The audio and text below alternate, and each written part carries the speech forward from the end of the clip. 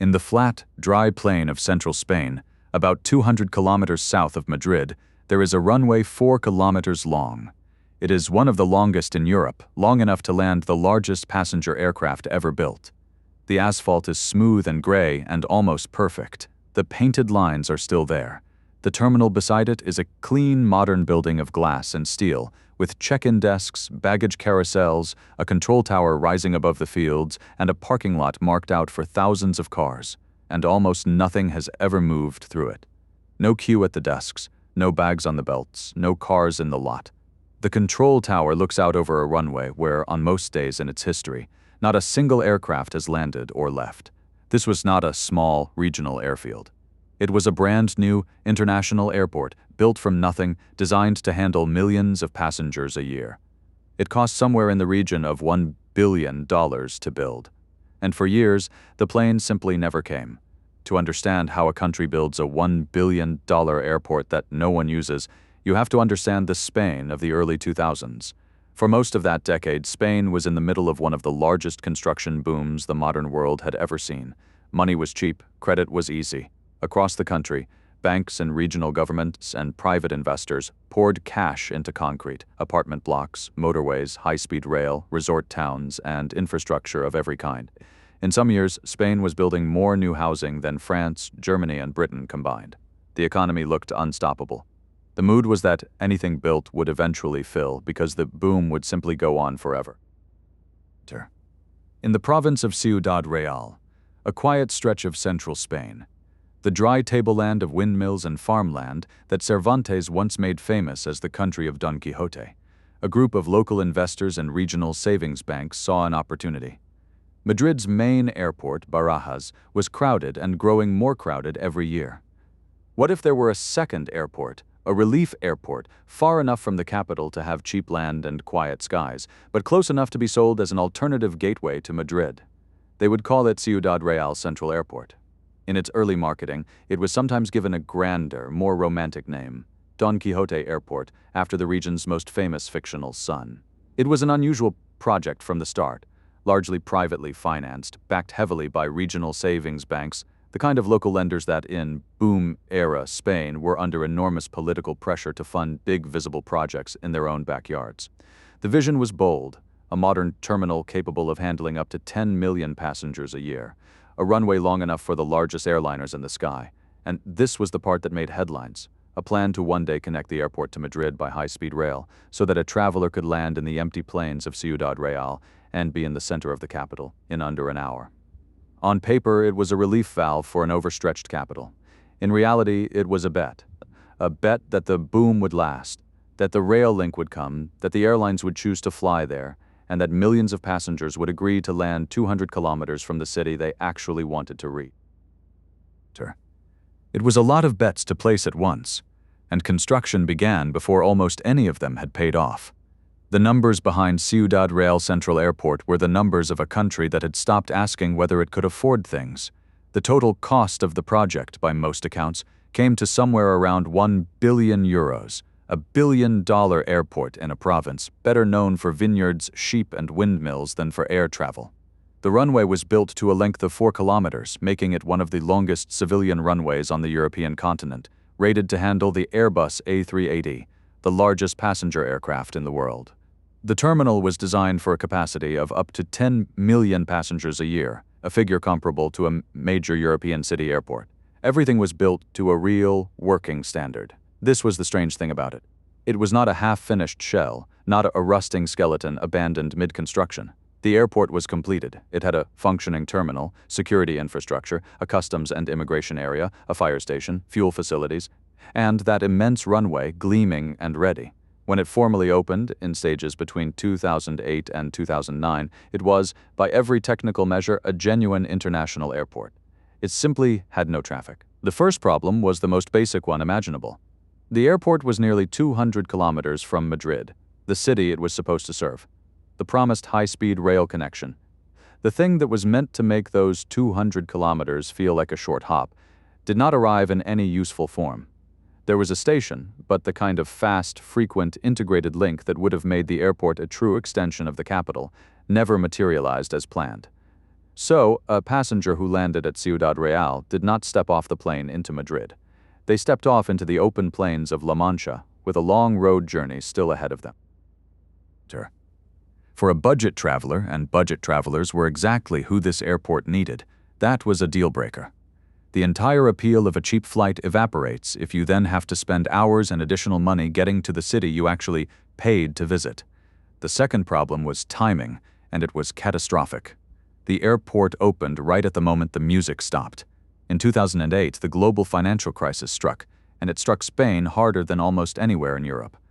The construction boom that had justified the airport, the endless confidence that everything built would eventually fill, collapsed. The regional savings banks that had financed projects like this one were among the worst casualties. Many were insolvent, propped up, merged or wound down in the years that followed. Credit vanished. Unemployment soared. The Spain that had imagined itself needing a second Madrid airport was suddenly a Spain that could not fill the first one. A handful of airlines did try. In its early years, the airport saw a thin trickle of flights, a few low-cost carriers running routes to a few European cities, a small number of charter and seasonal services. For brief stretches, there were genuine scheduled passengers walking through that vast terminal. But the volumes were a tiny fraction of what the airport had been built for. A facility designed for up to 10 million passengers a year was, in practice, handling numbers you might expect at a minor provincial airfield. And even those numbers were falling. One by one, the airlines did the math and left. Without enough passengers, the routes lost money. Without the routes, there were no passengers. It was the kind of spiral that, once it begins, almost never reverses. By 2011, the operation was hemorrhaging money with no plausible path to profit. And in 2012, only a few years after opening, Ciudad Real Central Airport closed entirely. The lights went off. The desks emptied. The doors were locked. The company behind it had already entered insolvency proceedings. A billion-euro airport, modern, complete, fully functional, had become, in the space of about 4 years, a bankrupt asset with no traffic and enormous debts. The aircraft that the 4-kilometer runway had been built to receive had, for the most part, never come at all. What was left was almost surreal to look at. A pristine terminal, sealed and silent. A control tower watching over an empty apron. A runway long enough for the biggest jet in the world, with nothing on it but the wind blowing across the plains of La Mancha. The same wind that, 400 years earlier, had turned the windmills that Don Quixote mistook for giants. The airport had been named, half in jest, after a man famous for charging at imaginary enemies and chasing a dream that did not exist. By the time it closed, the name had stopped being a joke. What happens to a billion-dollar airport once it goes bankrupt? In the case of Ciudad Real, the answer became a kind of dark comedy that made headlines across the world. The airport, the whole thing, runway and terminal and tower and all, was put up for sale by the courts handling the insolvency. And when it went to auction, the numbers that came back were almost impossible to believe. A facility that had cost around €1 billion to build attracted, at one point, a starting auction price set at a tiny fraction of that, and even then struggled to find a serious buyer. In the most widely reported episode, an investor group placed a bid for the airport that was reported at around €10,000. €10,000, the price of a used car, bid for an international airport with one of the longest runways in Europe. That particular bid was rejected as far too low, but the very fact that such a number could be attached to the airport at all told the entire story. The market had looked at €1 billion asset and decided it was worth almost nothing, because an airport with no airlines, no passengers, and no rail link is not really an airport. It is a very expensive field with a runway on it. In the years that followed, the empty airport found a strange second life. It did not fly passengers, but it was, after all, a real runway and a real terminal sitting idle. Film crews used it. Its long, clean asphalt and photogenic emptiness made it a natural stage, a place where you could close off a runway for days because there were no flights to disrupt. Aircraft were stored there, parked on the apron of an airport that had no schedule of its own. For a while, the most reliable activity at Ciudad Real Central Airport was things being kept there, rather than things going anywhere. Eventually, after years in limbo, the airport was bought out of bankruptcy for a price that was still only a small fraction of what it had cost to build. Tens of millions of euros for an asset that had consumed close to 1,000 million. The new owners spoke, as new owners always do, about a revival. Cargo operations, maintenance work, perhaps one-day passengers again. Slowly, modestly, some activity returned.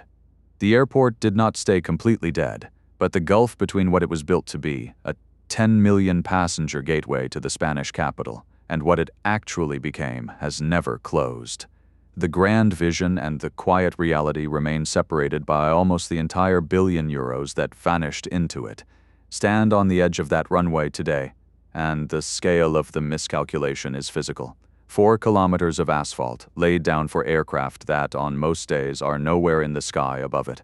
A terminal sized for the crowds of a capital city in a province of farmland and windmills. A control tower with a perfect view of almost nothing happening. It is not a ruin in the way that a bombed city or an abandoned mine is a ruin. Everything works.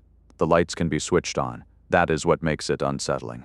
It is a fully functional airport that the world, for the most part, simply declined to use. And the reasons it failed were not mysterious. They were obvious, so obvious that, with hindsight, the harder question is how the project was ever approved at all. It was too far from the city it claimed to serve. The transport link that might have fixed that distance never properly arrived. It opened at the exact moment the boom that justified it collapsed. And it was financed in large part by regional banks under political pressure to build big, visible things in an era when building anything felt like a guarantee of future wealth. Each of those factors alone might have been survivable.